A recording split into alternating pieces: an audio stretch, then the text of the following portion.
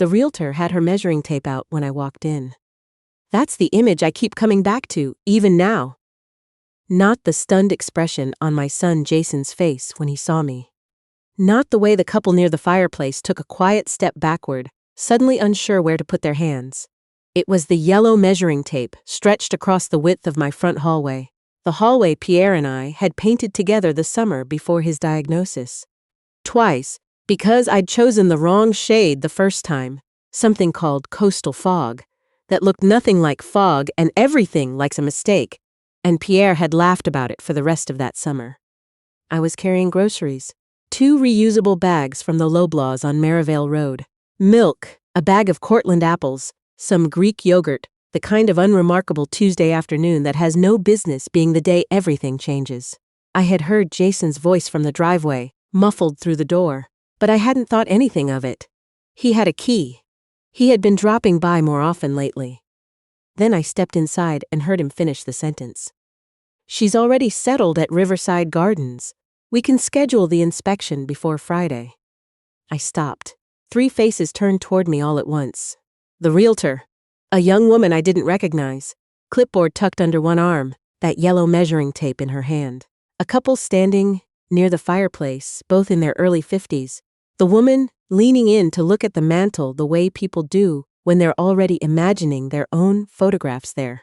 And my son Jason Tremblay, standing in the center of my living room in his good gray blazer, looking exactly like someone whose story has just been interrupted. I set both bags down slowly on the console table by the door, the one Pierre's mother had left us when we married. Deliberately, calmly. That's interesting, I said. Nobody thought to tell me I'd moved. Before I tell you what happened after that, please take a moment to like this video and subscribe if you believe that getting older should never mean losing your right to your own life. And tell me in the comments, if you had walked through that door and seen what I saw, would you have confronted your son right then, in front of strangers? Or would you have stayed quiet long enough to find out how deep the plan really went? I always want to know. And tell me where you're watching from and what time it is there. These stories travel further than you'd expect. My name is Odette Tremblay. I am 63 years old. I have lived in my home on Clearfield Crescent in Ottawa for 31 years. And last spring, my son Jason tried to sell it while I was still living in it. But to understand how he reached that point, you need to understand what that house meant to me first. Pierre and I bought it when we were both 32. We had almost nothing. Pierre worked as an electrician for the city. I was a primary school librarian at a Catholic school in Barhaven. The mortgage terrified both of us. The first winter, the furnace gave out during a February cold snap that froze the pipes under the kitchen sink. Pierre stayed up until 2 a.m. with a hairdryer and a YouTube video he kept having to pause with his elbow so his hands could stay on the pipe. We laughed about it afterward. We did not laugh that night. We raised 2 children in that house.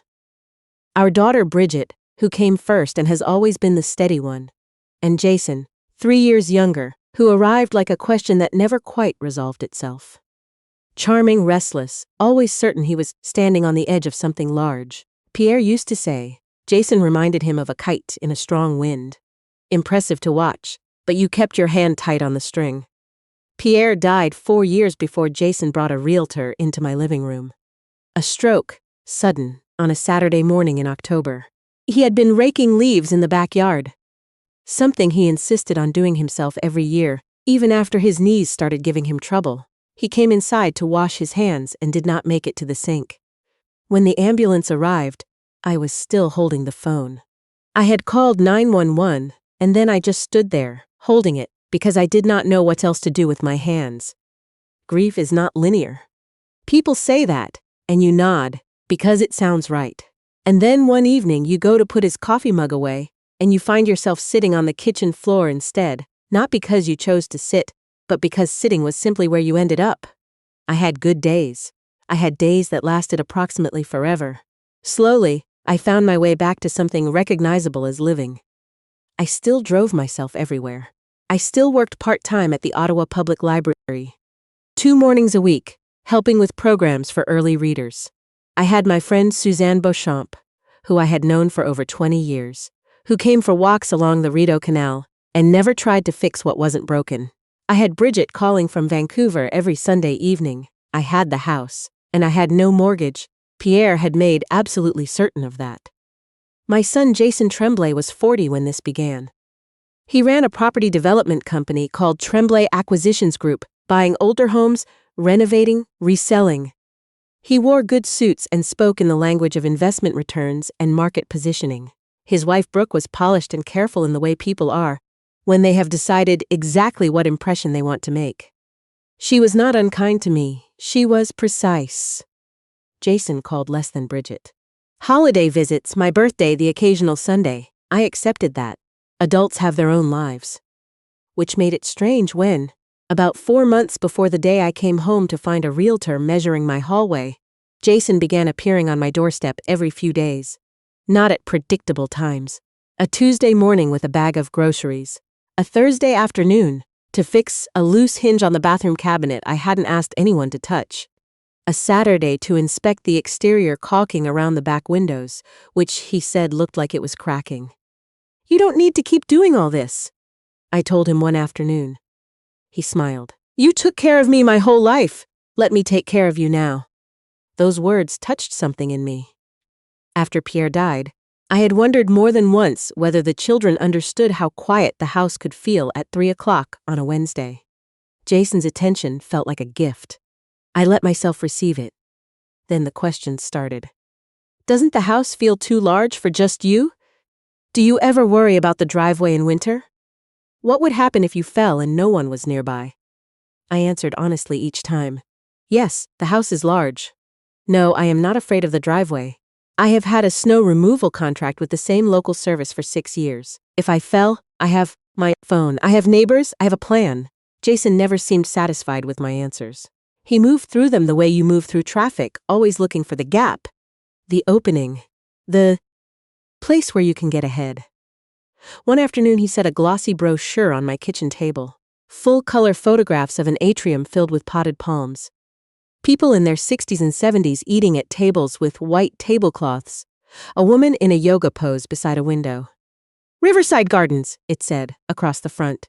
Independent retirement, living at its finest. "It's not a nursing home," Jason said before I had spoken a word. "It's more like a resort, with programming built in." I slid it back toward him. "It sounds very nice for someone who wants to live there." He pushed it gently back. "Just look through it at home." "I am home," I said. The smile held, but something behind it moved. His eyes drifted briefly across the room, not seeing it but measuring it, and then returned to my face. "Of course," he said. "I just want you to know your options." I kept turning that word over afterward, options. I hadn't asked for them. I hadn't complained about my life. I had not once suggested that anything was inadequate.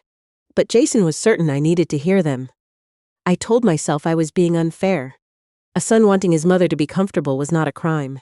I believed that almost for several more weeks. What changed was a morning I came home from the library earlier than expected. I let myself in quietly.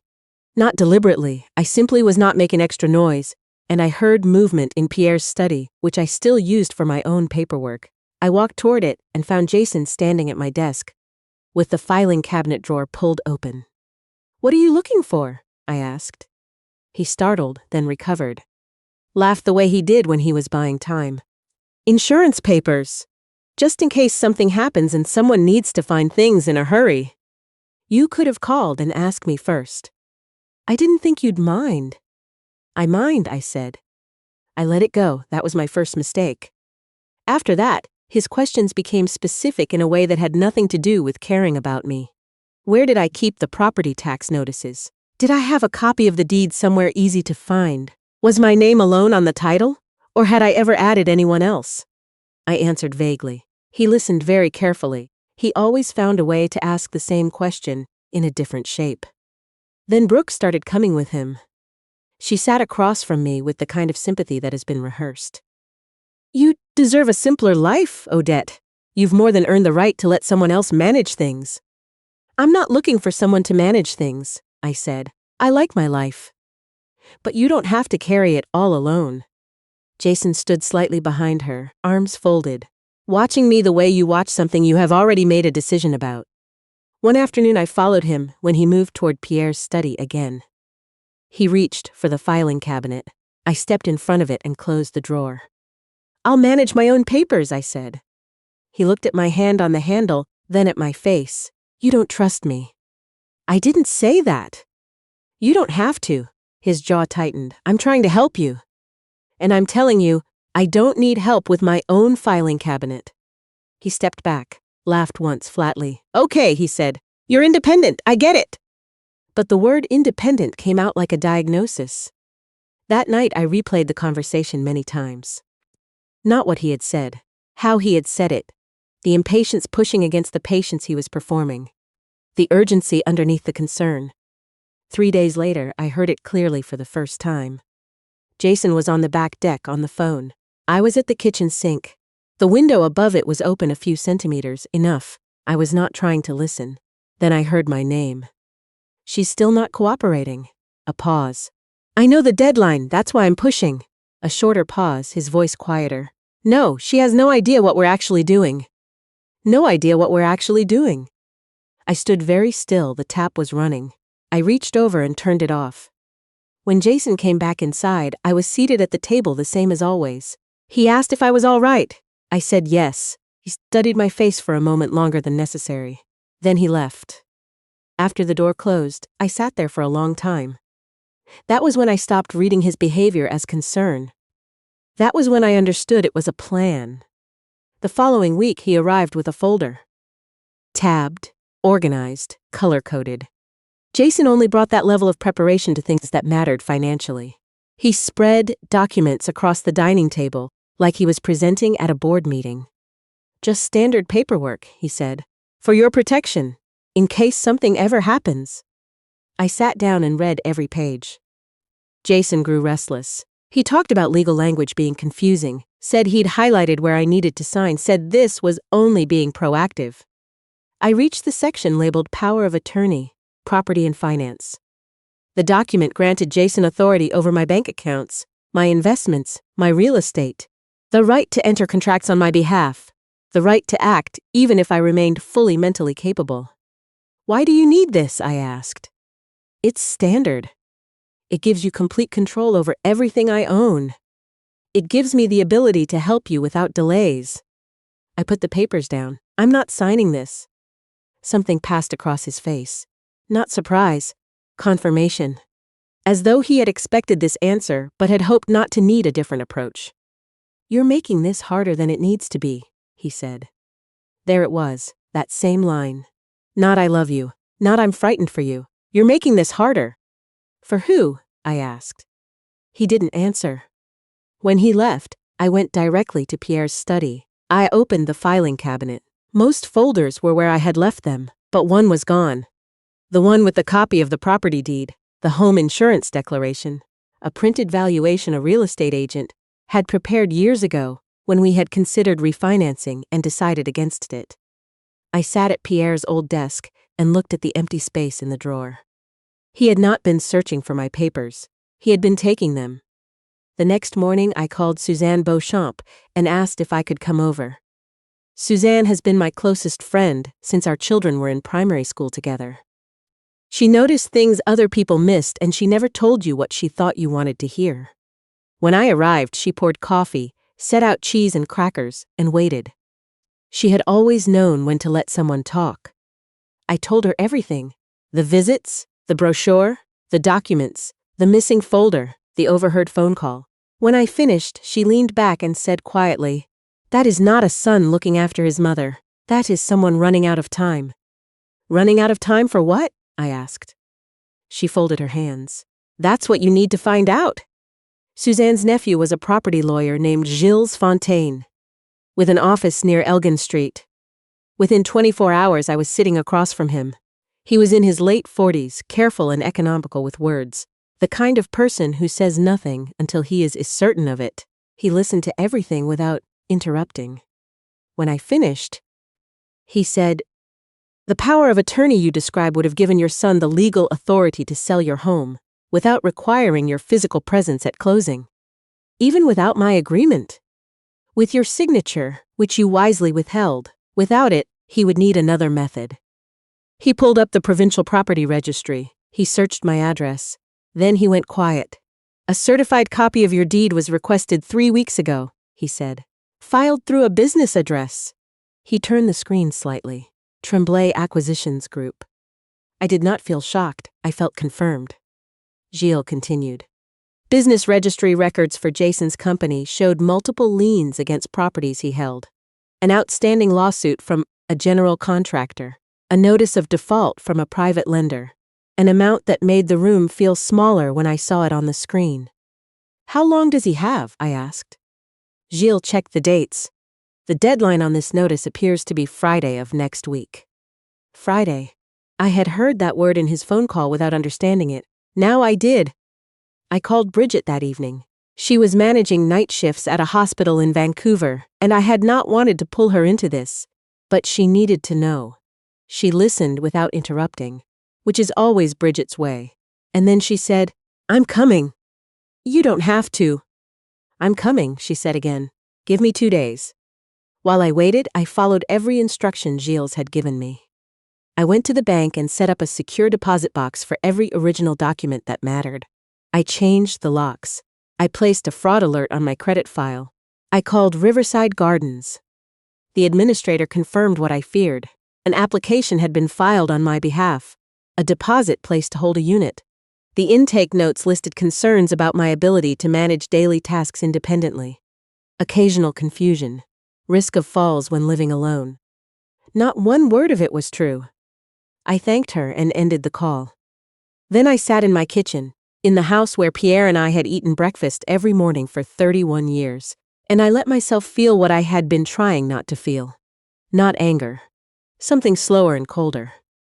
The understanding that Jason had not only been pressuring me, he had been building a version of me.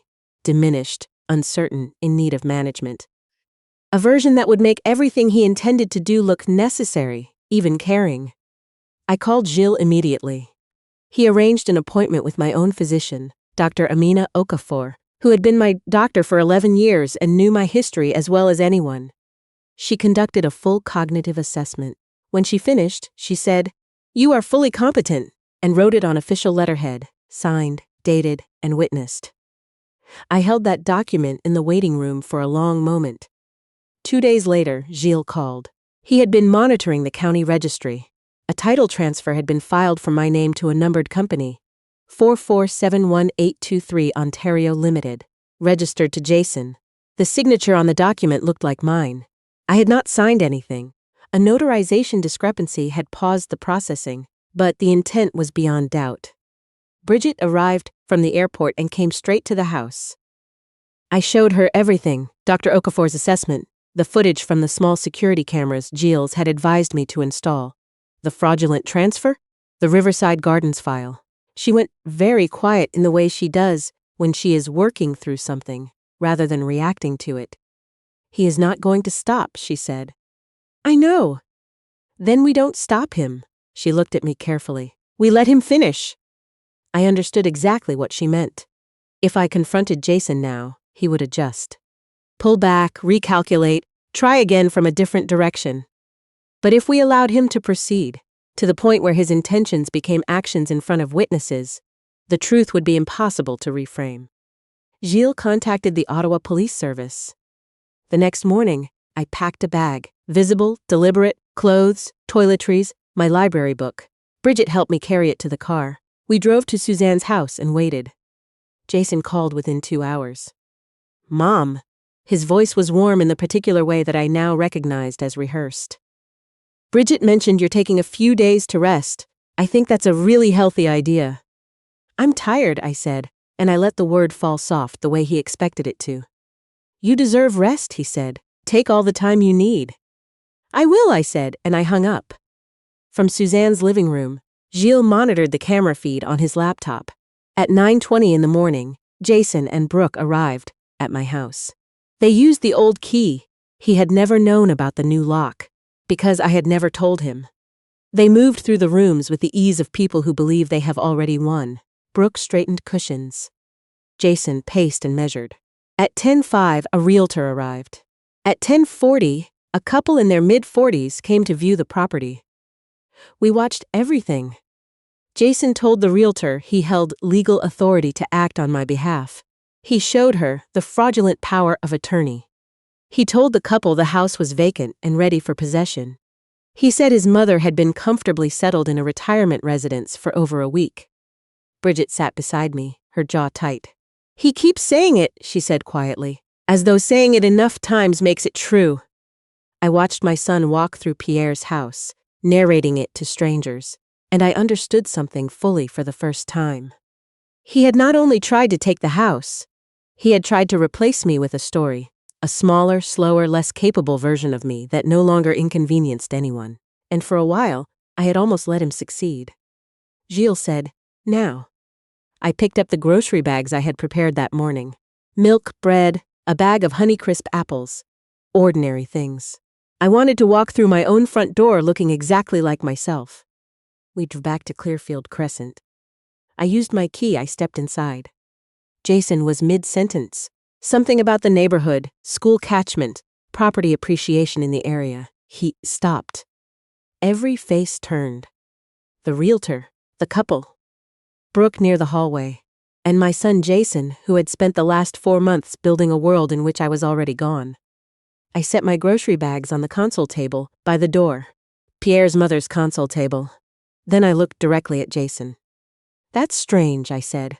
"I don't seem to remember packing." The realtor looked between us. "I'm sorry, who are you?" "I'm Odette Tremblay," I said. "I own this house." Jason stepped toward me immediately. "Mom, you're not supposed to be. I can explain this." His voice dropped to something coaxing, intimate, designed for an audience. "She gets confused sometimes," he said to the realtor. "That's exactly why we're handling this on her behalf." Bridget stepped through the door behind me. "She is not confused," she said clearly. "You are." Brooke looked at her husband. Something moved across her face that was not quite guilt, but was close enough to it. I reached into my bag and placed 3 items on the console table. Dr. Okafor's signed assessment. Giles's written statement confirming the fraudulent transfer attempt. My original property deed, retrieved that morning from the safety deposit box. "I am the legal owner of this property," I said, to the realtor, clearly and without hurry. "I have not signed any power of attorney. I have not authorized any sale, and the document my son showed you is a forgery." The realtor looked at the papers, then at Jason. "Mr. Tremblay, if this is accurate, I am terminating this showing immediately." "She doesn't understand," he said. But his voice had dropped to something thin. "She seems to understand very well," the realtor replied. The couple by the fireplace were already moving toward the door. The woman glanced back at me once briefly, and then they were gone. 2 officers from the Ottawa Police Service entered through the front door. Jason went very still. "Jason Tremblay," the lead officer said. He turned. "This is a private family matter. Document forgery and attempted real estate fraud are not family matters, sir." Brooke took a step backward. "I didn't know he forged anything," she said, more to the room than to anyone in it. "Jason, you told me all of this was legally sound." He looked at her. "You knew enough," he said, and that was the most honest thing he said that entire morning. The officers took the folder from Jason's hands. They reviewed the documents. They asked him to accompany them. He did not resist. Before they led him through the door, he looked at me once. Not with anger, exactly, with the exhausted look of someone who has finally run out of road. I watched him go. The door closed behind him. I stood in my living room, in the house where Pierre had built the fireplace and where Bridget had learned to walk and where Jason himself had spent every Christmas of his childhood. I stood there and breathed. In the weeks that followed, the full shape of it came clear. Jason's company had been in serious financial difficulty for well over a year. A private lender, impatient with 3 stalled development projects, had reached the end of its patience. The power of attorney, the Riverside Gardens application, the forged transfer, all of it had been moving forward simultaneously, as if completing enough steps before I could act would carry the plan through on momentum alone. Brooke cooperated with investigators. She maintained she had not known about the forgery specifically, though the messages on her phone told a more complicated story. She had known something was not right. She had not asked the questions that would force her to face what she already suspected. Their marriage did not survive the year. Tremblay Acquisitions Group entered insolvency within 2 months. The creditors moved quickly. Everything Jason had tried to save collapsed anyway. Jason was charged with fraud, forgery, and financial exploitation. He did not contest the charges. He accepted a conditional sentence, restrictions, mandatory restitution, required counseling. It was not prison. It was not nothing. I agreed to see him, with supervision about 4 months later. He looked like someone who had slept poorly for a very long time. We sat across a small table in a quiet room. I told myself it was temporary, he said. I told myself I'd make it right before anyone got hurt. At my expense, I said. I know that now. You told people I wasn't capable of managing my own life. He looked at the table. I know. You tried to make me into someone who no longer had a say. He did not argue. He sat with it. I don't expect you to forgive me, he said finally. Good, I said. That's the only thing you've said that I fully appreciate. Before I left, he said he wanted to do whatever was necessary to repair things over time. Then begin, I said. Not with words, with time and with choices I can actually see. On the drive home, Bridget asked how I was feeling. I thought about it honestly. I'm not the same, I said. But I'm not broken either. She nodded. She has always known when not to push. That evening I walked through my front door, the same way I have for 31 years. The hallway in the color that took 2 tries to get right. The console table by the door, the fireplace in the living room. Built in one cold November by a man who understood that a house is only as permanent as the people willing to protect it. I made tea. I sat in my own kitchen, and I thought about something Suzanne had said to me near the very beginning, when I had still been trying to talk myself out of what I was seeing. Protect yourself, in case it's true. She had been right. The hardest part was that she had been right. A few weeks later, I began hosting a small gathering on the first Thursday of each month. Women from the neighborhood, some I had known for years, some I barely recognized when they knocked on the door. We sat in my living room and started with ordinary things, and then, slowly, the less ordinary things began to surface. A daughter who asked about the will every time she visited. A son who needed to be added to the bank account, just in case. Papers set on the kitchen table with the signing lines already highlighted, just to make things easier. I recognized all of it. Growing older does not mean becoming available. Your home is yours. Your name on a document is yours, and no one signs it but you. If someone loves you, they ask. They wait for answer. They accept it. If they don't, if the concern begins to feel like pressure, and the pressure begins to feel like a countdown, then you slow down. You find someone you trust. You make sure the truth is written down before anyone else has the chance to write a different version of it. And if your son tells a realtor that you have already moved out, you set your groceries on the table, look him in the eye, and remind him, quietly, who still lives here. Now I want to hear from you. Would you have confronted your son the moment you walk through that door? Or would you have done what I did? Stayed quiet, gathered evidence, and let the truth come out on its own terms. Do you think Jason deserves a second chance? And what about Brooke? How much responsibility do you place with someone who knew something was wrong and chose not to ask the question that would confirm it? Share your thoughts below. I read every single one. Tell me where you're watching from and what time it is there. These conversations reach places I never expect, and that still means something to me every time. If this story reached you, please like and subscribe. There are more stories here, not easy ones, but honest ones, the kind that remind us our lives belong to us, for as long as we choose to hold them.